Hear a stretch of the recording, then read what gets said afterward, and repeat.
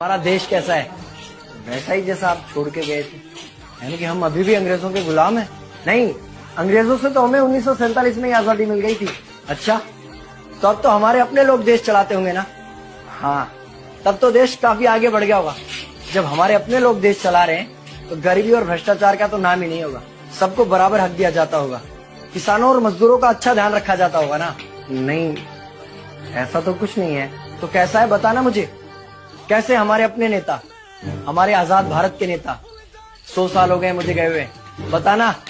हमारे अपने नेता वो तो अपनी जेबें भरने में लगे हुए हैं। आने वाली 7 पीढ़ियों को नहीं बल्कि 700 पीढ़ियों को ना कमा कर खाना पड़े उस चीज के इंतजाम में लगे हुए हैं।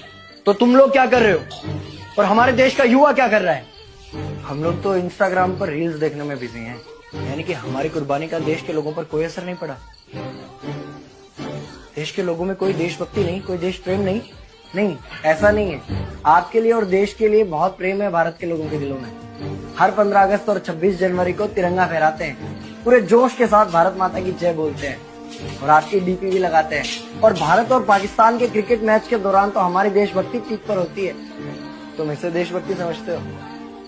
तो फिर क्या है देशभक्ति? अगर तुम्हारी देशभक्ति समाज को सुधारने में, गरीबों को अच्छी शिक्षा या बराबर का हक नहीं दिलाती तो कोई काम की नहीं है तुम्हारी देशभक्ति। भ्रष्ट नेताओं और सरकार के खिलाफ आवाज उठाओ, लोगों को एकजुट करो। लेकिन अगर हमने सरकार के खिलाफ आवाज उठाई या नेताओं से सवाल पूछे तो हमें एंटी नेशनलिस्ट कहा जाएगा या हमें गद्दार करार दे दिया जाएगा। तो डरता है। 23 साल का था मैं जब अंग्रेजों ने मुझे फांसी पर चढ़ा दिया। मुझे तो आतंकवादी कहा गया था। अगर अब नहीं जागे तो ये देश सोता रहेगा।